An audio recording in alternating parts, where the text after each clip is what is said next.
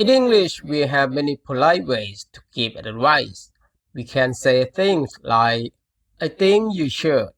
maybe you could, or you might want to. But in daily conversation, English advice is often said more directly by default. In Thai, the default is different. Thai people usually don't tell others what to do straight away. Instead, advice is shaped into thoughts, feelings, or gentle suggestions. So, when Thai people give advice, it often sounds warm, careful, and non-pushy, even when the message is the same. Today, let's learn how Thai gives advice in natural, everyday way.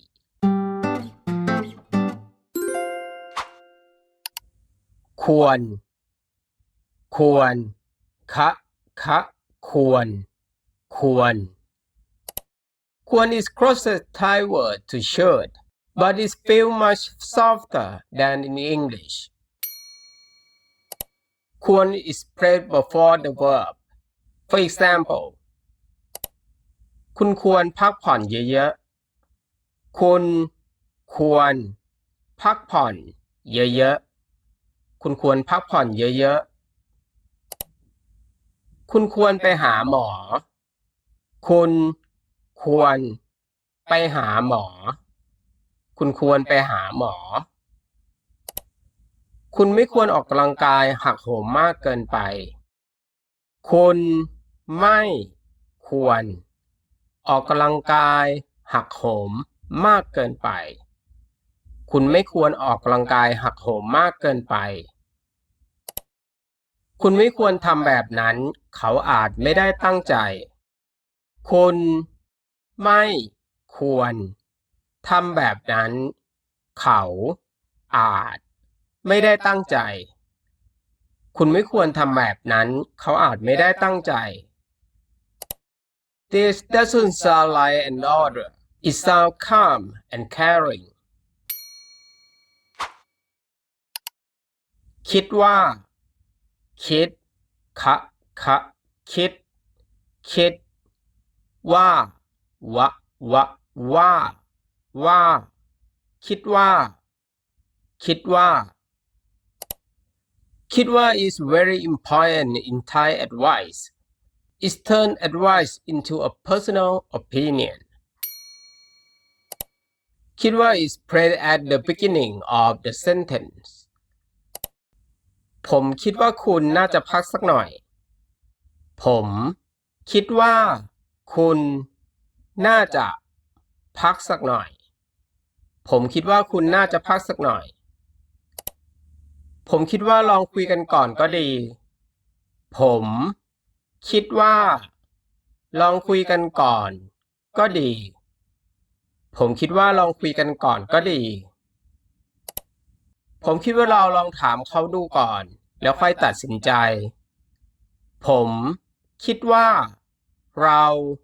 ลองถามเขาดูก่อนแล้วค่อยตัดสินใจ ผมคิดว่าเราลองถามเขาดูก่อนแล้วค่อยตัดสินใจ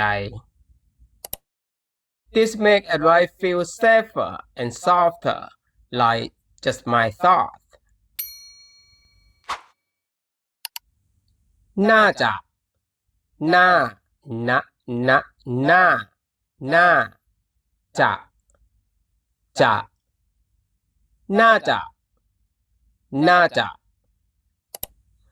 ่าจะis used when you don't want to sound too sure or too strong. น่าจะ is placed before the verb. For example, คุณน่าจะลองคุยกันก่อน คุณ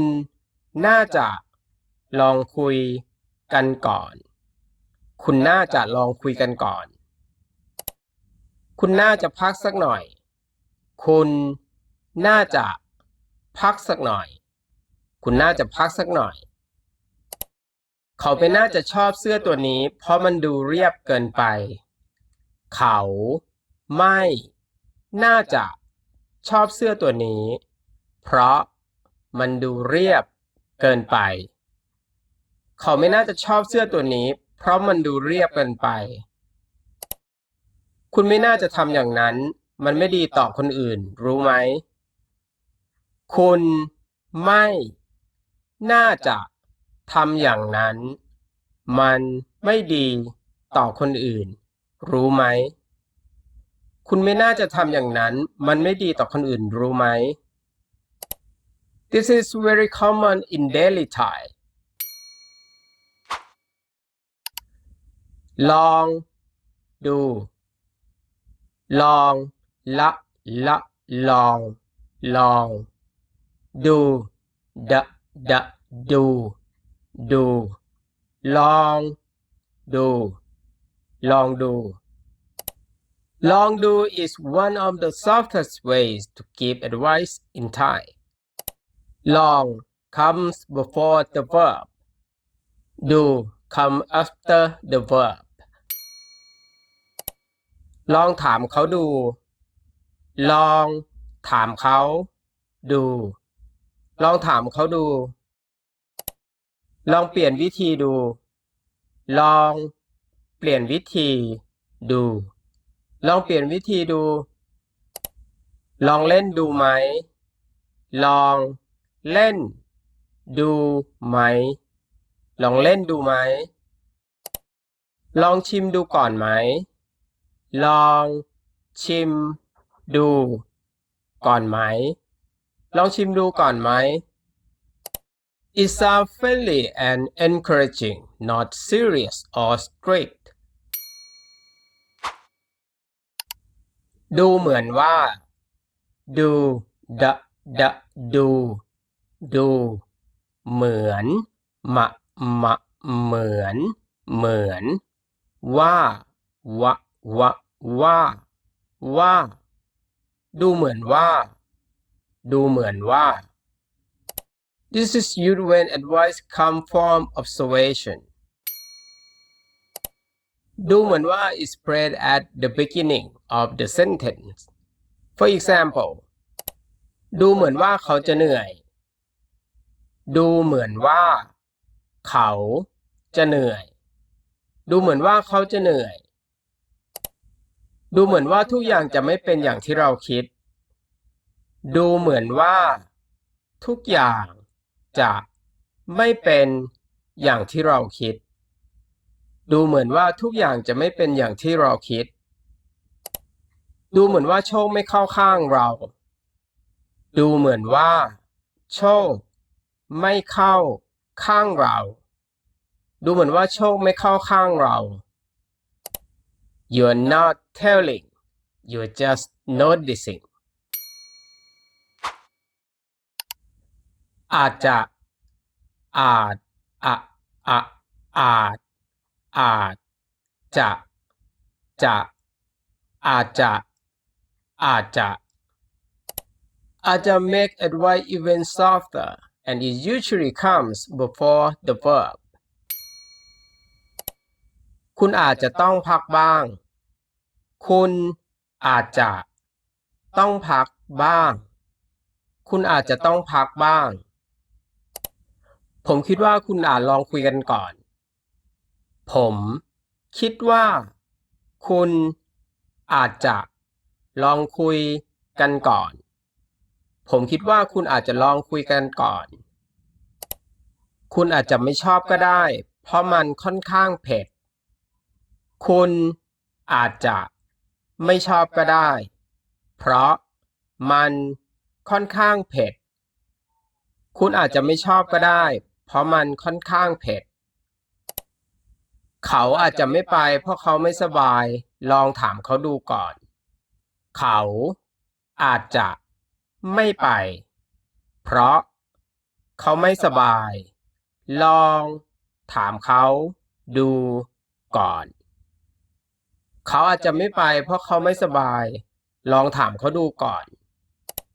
Very gentle no pressure at all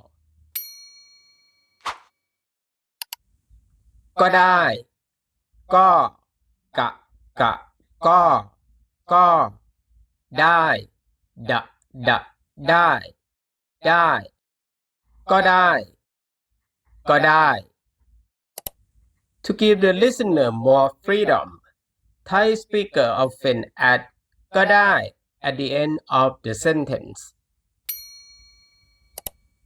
จะกลับก่อนก็ได้นะจะกลับก่อนก็ได้นะจะกลับก่อนก็ได้นะคุณจะถามเขาก็ได้นะคุณจะถามเขาก็ได้นะคุณจะถามเขาก็ได้นะไปก่อนก็ได้นะไม่ต้องรอไปก่อนก็ได้นะไม่ต้องรอไปก่อนก็ได้นะไม่ต้องรอกินก่อนก็ได้นะผมยังไม่หิวกินก่อนก็ได้นะผมยังไม่หิวกินก่อนก็ได้นะผมยังไม่หิว This sounds relaxed and non-pushy ต้องตะต้อง The word ต้อง is often translated as must or have to. So many learners think ต้อง always sounds strict or bossy. But in Thai, ต้อง doesn't always mean pressure. Very often it simply shows necessity, reality,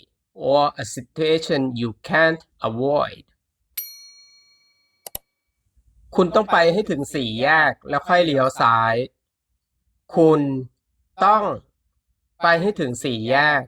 แล้วค่อยเลี้ยวซ้ายคุณต้องไปให้ถึงสี่แยกแล้วค่อยเลี้ยวซ้ายคุณต้องนั่งรถไปเพราะมันไกลคุณต้อง